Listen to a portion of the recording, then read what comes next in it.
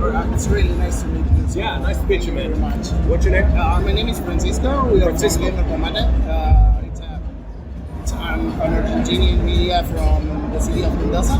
And we are really glad to be here with you today.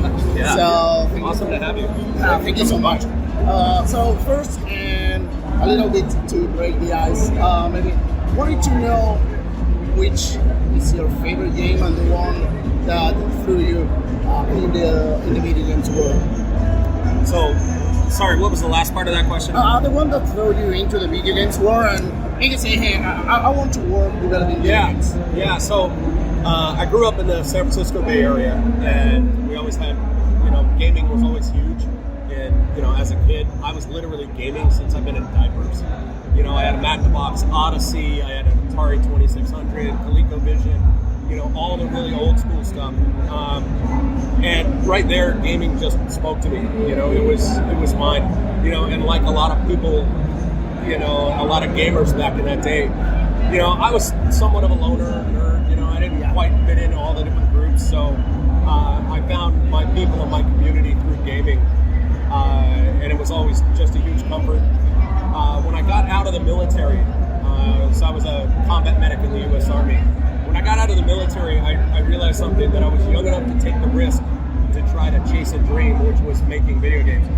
So I went out, to a bunch of developers in the Bay Area and started seeking ways to get in there. And I was fortunate enough to join Sony Computer Entertainment of America as a tester. And that was, 24 years ago when I did that. And pretty much the rest is history. Favorite game of all time, honestly, I couldn't. I love so many games that I've been gaming for so long. I don't want to do a disservice to all of my favorites. The ones that jump out that have always been close to my heart, obviously Mortal Kombat has been there. I love the Civilization games. I love a lot of the Bethesda games, like, Morrowind, Skyrim, and now Starfield. Really like those games. The early Blizzard stuff is always spoke to me. So, well, it was going to be something like to finish the interview, but since you say it right now, that Mortal Kombat was an important part of you growing up as a gamer and growing up in life. Absolutely. So, I still remember that in 1992, the very first, 92, late 92, the very first arcade to come to our town, saw it getting wheeled into the arcade. They plugged it in and booted it up. My quarter was the first one in there. And I immediately started a love affair. And when I got the job at Netherrealm back in 2012, I went to Ed Boon and I said, hey, I'm really glad I got the job here so I can start earning back all those quarters I put into your machine. So, it's been a dream, job since day one. And I'm blessed every day that I have it.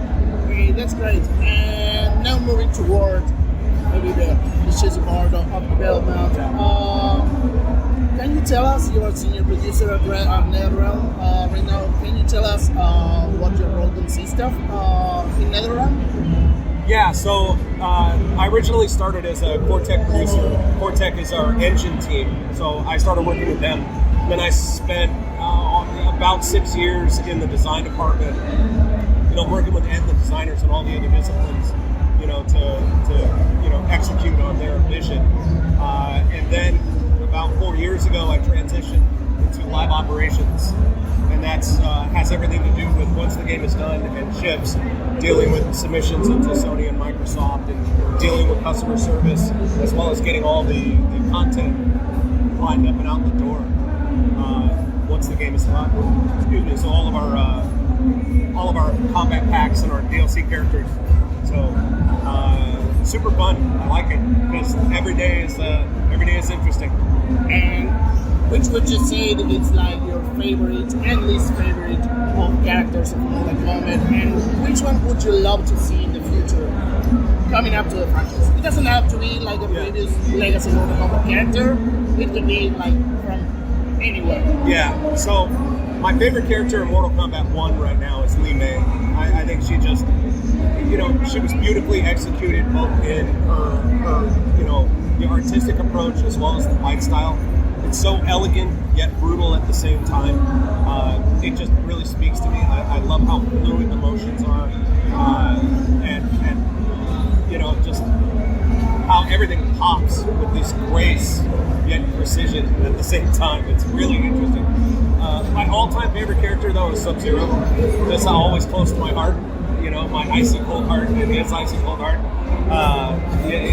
He's always the guy. I used to love, on the original arcade game, making friends do the Sub-Zero slide. So it was always awesome. Yeah, I think that it's something like super special between Sub-Zero, Scorpion, and for me it was also Reptile. It's like a Triforce of Mortal Kombat characters. Those three, but it's like if you think of Mortal Kombat, you will surely think of Reptile, Sub-Zero, or Scorpion. Who's your favorite character? I think that I would say Reptile. Reptile? Yeah. Very nice. It was like when I was growing up, my first Mortal Kombat game was Mortal Kombat 3, and I didn't get to play it, but it was during like local video game shows. We had one that was called The Relic, that was awesome. It was the only thing that we got, and you can say from previous installments, and then from tape titles that came after. That's Reptile, and it was like, this one is different, this one can do things that the others, none of the others can. So what do you think about Mortal Kombat 1's version of Reptile? I loved it. I loved it, and the change between his original Reptile form and how he blends with the humans, it's awesome. It's awesome. It's great to hear. That always tickles us when we get positive feedback like that. Yeah, I think that you guys did an excellent job with Mortal Kombat 1.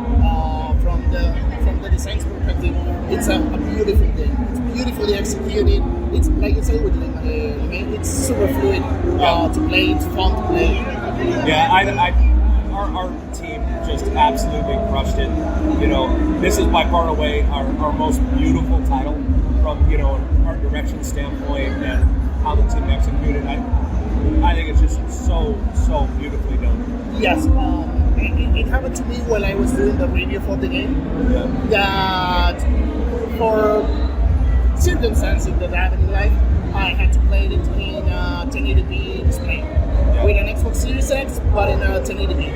And after the review, I got the chance to play it at 4K as it was meant to. And I was amazed of the colors and how beautiful it looked. So it led me to another question that it's you always have to make concessions when you're making a game, and some things are left behind halfway.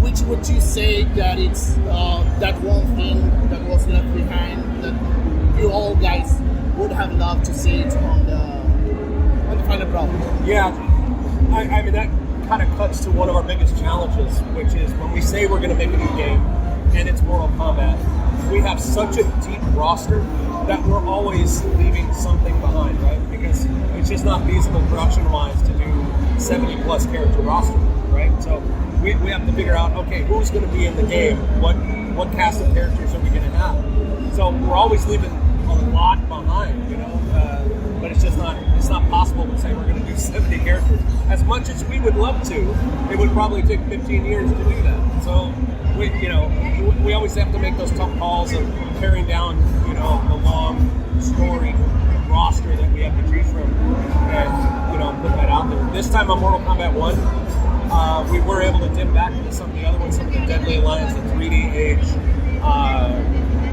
characters, and bring them to life in a new way in this one. So I think the team has done an amazing job with that.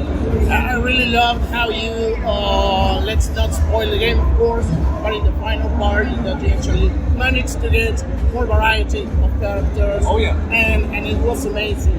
But, and this was, I think that's the only low point that I can think of the game. I was waiting the whole time of hearing the classic Mortal Kombat music from the movie with the big loud screen, Mortal Kombat, and then the music. I think that would be the only thing I would say. This is epic, and now it would have been more epic. Yeah. But but really love the part on how you managed to get more characters on screen. Yeah. It was quite the technical challenge, and our core tech team did an amazing job getting the engine up and running and being able to support that. It was a decision we made pretty early that we wanted to go in that direction with the cameo system, so we knew it was going to be a requirement. So our tech teams and our design and art teams worked very closely to make sure that we could get the most out of the art and the design aspects. And our core art and design teams did a really fantastic job. And they're the best in the industry as far as I'm concerned in this area. So we are absolutely spoiled to have those teams. Okay, great. And I have a couple more questions. I don't know how are we doing. We're good. Oh, okay, thank you. So, how would you describe it was the process of creating new fatalities? Because you always have to be thinking of something new. You maybe have something from the start, but and that also is a pretty big challenge because think of Scorpion, right? Yeah. How many different ways has he, torn someone apart, right? And you're like, okay, we need something new, but it has to be within this lane of something that Scorpion would do. As the years go on, it gets harder and harder to really come up with that. But our teams again did a really good job. The process of fatalities is, we start with just a big idea, and then as it goes through the mocap sessions, as it goes through the cinematics work, it changes a lot. It's very rare for an initial idea to make it all the way through that pipeline unscathed. There's always concessions and choices that we have to make. We're like, we decided we cut it here, but we move it up a couple of feet. We'll be able to do this and not have to encounter this giant problem. But we don't have an elegant solution to do that. So one of the ideas is maybe we change it up a little bit, and that happens on almost every single fatality. Yeah, that's awesome. And so, just one question. So now that it's been almost a month since the release of Mortal Kombat 1. How are you feeling today? Looking to the past, I think it must have been crazy prior to the release.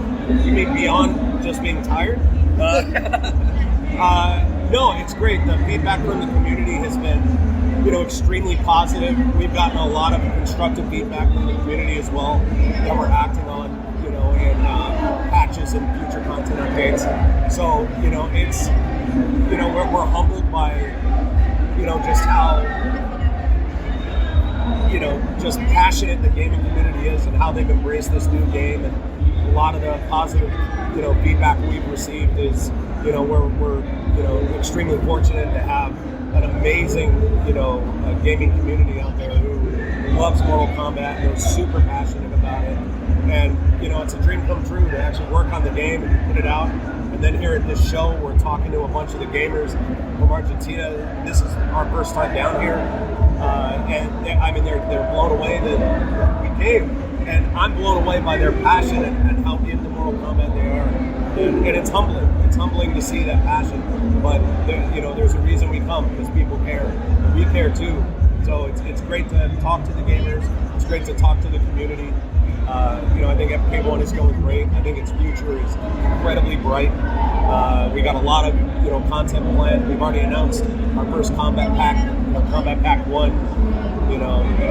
It's going to be 6 characters there, including Homelander from The Boys, and then we got Omni-Man, and we got Peacemaker. I mean, we got John Cena. We got John frickin' Cena in the game. Come on, dude. I mean, I know that it's going to be wild because having Homelander, that the fatalities are they have to be gruesome. Would you say that it's going to be even worse than what you already have for the initial roster? Or it's kind of on the same level?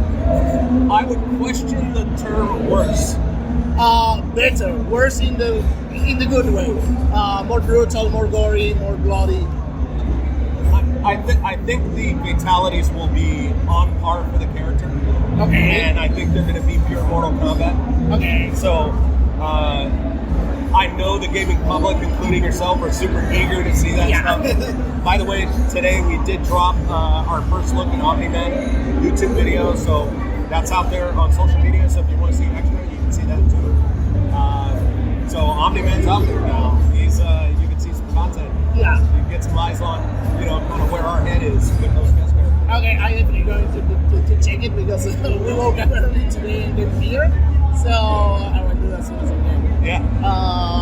Okay, Andrew, thank you so much for my pleasure. the time. It was really awesome. And if you could send some hi to the people from Denver Kombat, it would be really appreciated.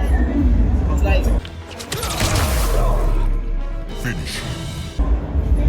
Hey, gamer Kombat people, go out and buy Mortal Kombat 1. Okay, Andrew, thank you so much. Thanks a lot, man. I appreciate it. It was amazing. Thank you. Thank you.